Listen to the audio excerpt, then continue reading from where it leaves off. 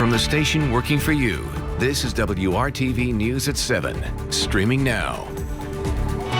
We begin tonight with a message for parents. Your child's school does not have to tell you about positive COVID-19 cases. I'm Amanda Starantino. And I'm Mark Mullins. WRTV Investigates has learned the state only requires your school notify families that are directly impacted and need to quarantine. Jolene Tawfik is a concerned mom. Her daughter is attending in-person classes at Douglas MacArthur Elementary School in Perry Township. Jolene is torn about sending her child because Jolene has health issues, but her daughter has special needs and benefits from in-person services. While Perry Township notifies parents and staff about positive cases within that school building, Jolene and other parents are pushing for even more transparency, including making public when any case is identified within the district. If we hear about these numbers through the grapevine, I think more panic sets in than them being transparent. Some parents might disagree, because I've seen some disagree, saying they don't want to hear and that people hear more numbers and they panic. And I do understand that concern as well, but I still think it's important because we're trying to know, we're trying to keep our community safe. WRTV Investigates did some checking and found the state does not require school districts to notify parents and staff about COVID-19 cases unless they or their child has been identified as a close contact of the exposure and needs to quarantine. Warren, Franklin, and Wayne Townships and Beech Grove are among those taking this approach. But other districts like Perry, Decatur, and Lawrence are opting to share more information with parents and staff in school buildings. This notification system can be confusing as parents across central Indiana are getting hit with varying bits of information depending on how much their school district chooses to share. And continuing our coverage of the coronavirus and its impact on Indiana, the state health department reports 14 more COVID-19 deaths. 2,968 Hoosiers have now died from the coronavirus. More than 82,000 Hoosiers have tested positive for the virus, and more than 934,000 people have been tested in Indiana, with 8.8% testing positive. Kyle. A beautiful day in central Indiana and a beautiful view for us as we're checking out there from the IMS Pagoda, and looking there you can see the Circle City in the background with those blue skies. Our temperature close to 80 degrees, didn't quite make it there this afternoon though. We sit at 78 with a north breeze around 10 miles per hour, and the humidity can't beat it here in the middle of August at just 43%. Temperatures across the state, we're at 75 right now in Columbus, still a little bit warmer in Connorsville and Lafayette at 80, and we've got 81 in Sullivan. I think more of us will be in the 80s tomorrow, but we continue with this area of high pressure scooting on through. That keeps the humidity in check, and also very quiet weather for us. You notice the scan here all across the Midwest, not seeing a drop of rain, so we don't have to worry about any of that this evening for your Wednesday evening plans. Great weather, temperatures lower 70s at 9 o'clock with clear skies. We're in the upper 60s at 10, so those temperatures will start to fall back a little bit. In fact, we will start off tomorrow morning in the 50s, calling for a low of 57 in Indy. With those clear skies, temperatures are going to start to heat up. More on that in a few minutes. WRTV has been reporting on complaints from some downtown business owners about the conditions in their area. The city says it's trying to help. Today, Mayor Joe Hogsett committed $750,000 in city funding to the plan being developed by the Downtown Recovery Committee. The money will be dedicated to economic help as well as public safety and public health. Funding from our city to address public safety first will specifically go to increased foot and bike patrol. Our organization currently employs off-duty officers that bike and walk around downtown, but this will certainly at least quadruple the number of hours that they spend on our downtown sidewalks. The money will also boost the use of security cameras in the downtown area. Downtown Indy will also launch a safety ambassador program.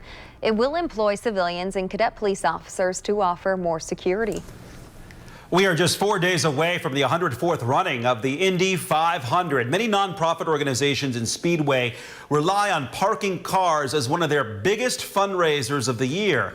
But with no fans at the race, our Nicole Griffin is finding out these local organizations are now trying to figure out how to meet their fundraising goals so they can continue serving the community. Typically in the days leading up to the Indy 500, the Coke lot is extremely busy with fans rolling in, preparing to camp out for the entire weekend. It's the Speedway Lions Club's biggest fundraiser of the year. Money they make goes directly back into the community. But with no fans at the race this year, that fundraiser is now canceled. The town of Speedway, just days before the Indy 500, looks much different this year. We were really banking on having those fans in the stands in August this year, and I think it started to hit home in the last couple weeks that, hey, this isn't going to be a normal year for us. The streets are calm. The Coke lot is empty, and the businesses and nonprofits that rely on thousands of fans are trying to figure out what's next. Vincent Noblet is part of the Speedway Lions Club board of directors. He says the thousands of dollars they make parking cars in the Coke lot allows them to serve the community throughout the year. Race weekend really makes or breaks the Lions Club. It affects every program from internationally, cancer control, the eye bank, leader dogs for the blind.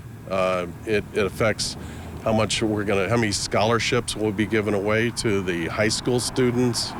The loss of fundraising dollars was enormous. It was $272,000 just in fundraising efforts during the race. In order to help fill the gap, the Exchange Club of Speedway has set up a donation section on their website. Money will be distributed to organizations that are hurting right now throughout the town. Working for you in Speedway, Nicole Griffin, WRTV. You've heard a lot about the Postal Service and mail-in voting. Coming up, how one group is trying to cut through the noise and make sure you know how to make your vote count.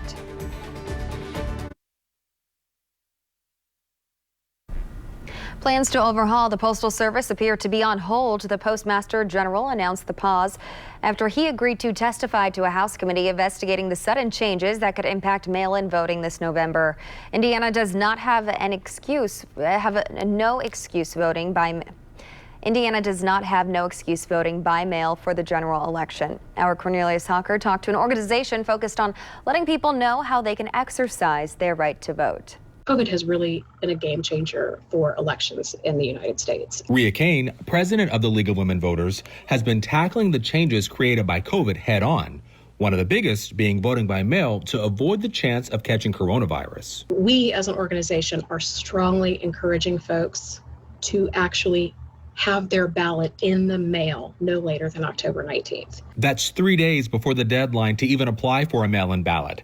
But Rhea tells me it's important to do things as early as possible because Indiana isn't a state prepared for a huge increase of mail-in ballots. We feel that is giving the clerks all throughout the state of Indiana enough time to get their ducks in a row. Voting by mail has turned into a political issue after President Trump claimed it would lead to fraud, despite not having any evidence of that.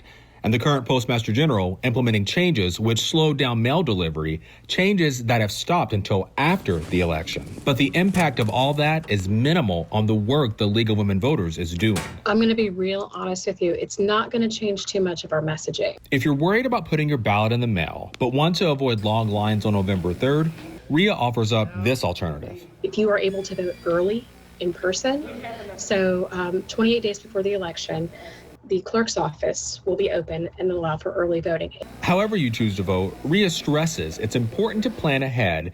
And if you do have trouble, she urges you to reach out to your lawmakers, local, state, and federal to express your frustrations. It is a constitutional right. Voting is not a privilege, it's a right. And so governments need to do everything in their power to make the voting booth as accessible as it can be to its citizens. Working for you, Cornelius Hawker, WRTV. And you can find everything you need to know about voting, whether by mail or in person, at our website, WRTV.com. Almost 7 in 10 Americans say they are embarrassed by the U.S. response to the coronavirus. That's according to a new CNN poll. 62% of the public says President Donald Trump could be doing more to fight the outbreak. The poll finds disapproval of Trump's handling of the outbreak at a new high at 58%. 55% of those polled think the worst of the pandemic is still ahead. President Trump is calling for a boycott on Goodyear tires. Trump tweeted this morning, quote, Don't buy Goodyear tires. They announced a ban on MAGA hats. Get better tires for far less, end quote. The tweet comes after a Goodyear employee posted a viral photo of a company policy allegedly banning Make America Great Again and other political attire in the workplace. Goodyear issued a statement following the president's tweet, stating the photo was not created or distributed by Goodyear Corporate. Goodyear also stated that it does ask its workers to try to avoid vocal support of political campaigning for any candidate or political party. As IPS students settle into remote learning, some are facing additional challenges. Coming up, the difficulties English language learners have to overcome. And after a couple of comfortable days, we do have temperatures that are going to be on the rise heading into next week. We'll talk about when those rain chances will also increase. You're watching WRTV News at 7.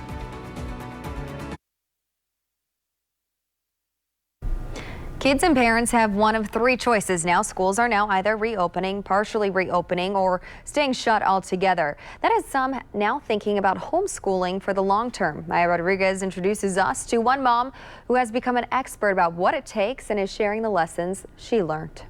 It may look like a regular house from the outside. We live right around here. But inside Megan Buselli's bustling home. Or they draw on the walls sometimes, right?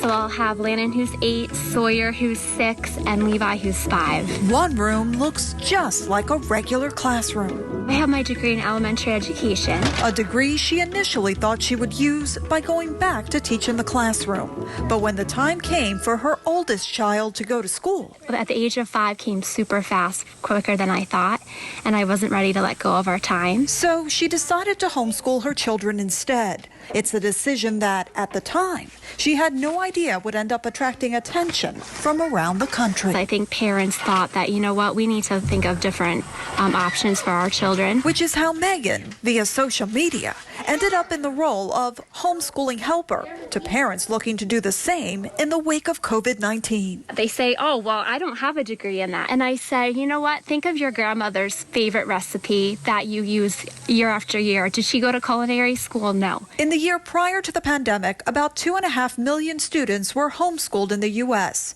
Megan offers parents tips on how to do it, such as check your state homeschooling laws for the required paperwork. Not all teaching is done at a chalkboard or behind a desk. She's learned it's less about trying to mimic a classroom and more about being flexible. Less is more when it comes to lesson planning. Focus more on concepts, not busy work. And she says she knows her kids have learned a lesson when they show confidence in applying what they've learned. Another word for homeschooling, I think, is freedom. And she feels homeschooling is helping stretch out their childhoods while providing other life lessons, too. It's just them seeing how, we carry on a household, how we carry on life as adults. We fit the academics in around all of that, with family. Unity being, the glue that sticks you together through it all. A lesson her children seem to be absorbing as well. I like math and science a lot. In Beach Lake, Pennsylvania, I'm Maya Rodriguez.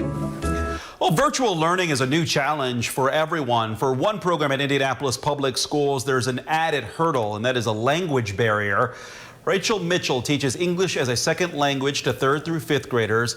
Before the school started this week, she sent some pictures of the classroom to her students. That way, if and when they return to in-person learning, they are familiar with the setting. Teaching writing and reading to students whose first language is not English comes with challenges when kids are not in school. But the language barrier is an added element for Mitchell when it comes to remotely teaching, which is why she felt it was so important that her setup stayed as familiar as possible. Along with English, reading, and writing lessons, remote learning also means helping students learn new technology.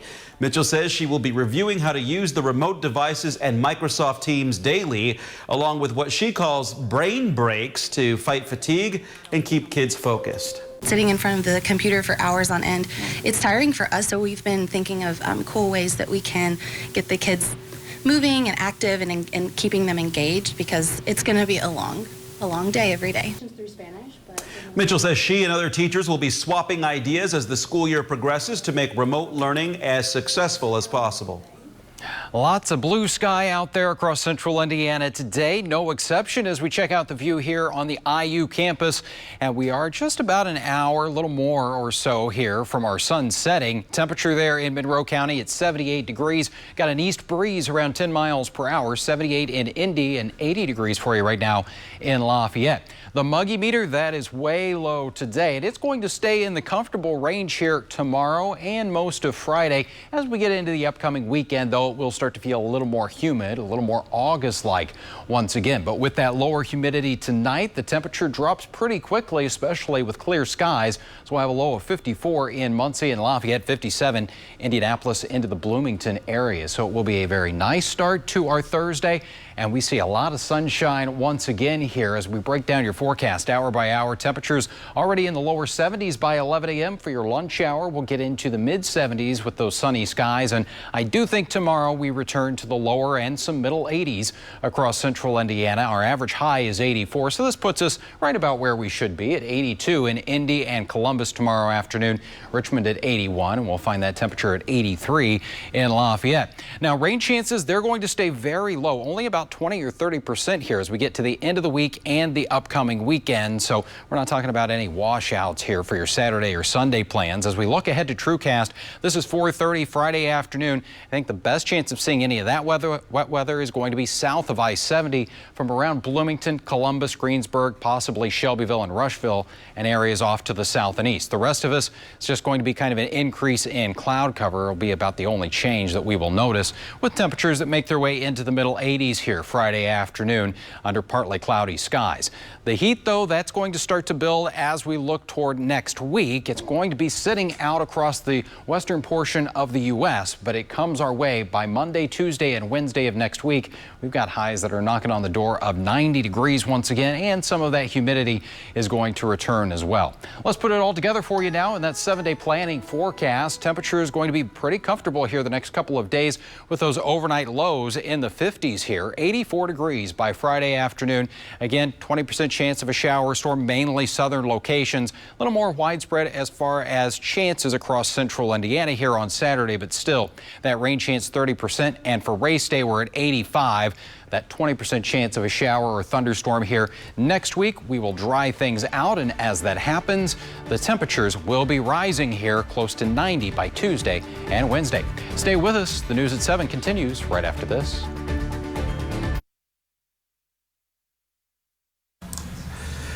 The Girl Scouts of the USA has appointed its first black CEO. Former ExxonMobil lawyer Judith Betty is now interim CEO of GS USA.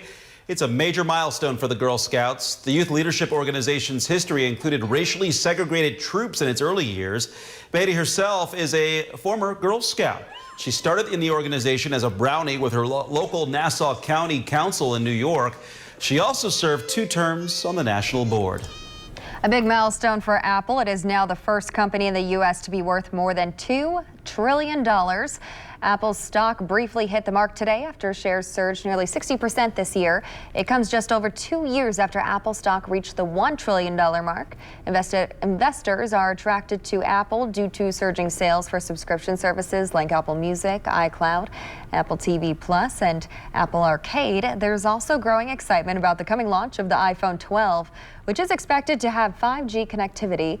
Meanwhile, 2 other U.S. tech giants, Amazon and Microsoft, are moving closer to the true $2 trillion mark as well. Sales at Target are really booming amid the pandemic. The retailer says sales at its stores open for at least 1 year grew more than 24% between May and July. That marks the strongest quarterly sales growth in Target's history. Online delivery and curbside pickup were a highlight for the company, rising 195% during the quarter. Big box chains like Target and Walmart have thrived during the pandemic. They were deemed essential retailers and stayed open to offer groceries, household essentials, clothes, and other merchandise. Well, you may not need the jacket here the next couple of mornings, but we are going to have some cool starts with numbers in the 50s. We get into the 80s, though, for those afternoon highs, and we'll be close to 90 by next week. Thank you for making WRTV your choice for news. Our next newscast is tonight at 11. Enjoy your evening.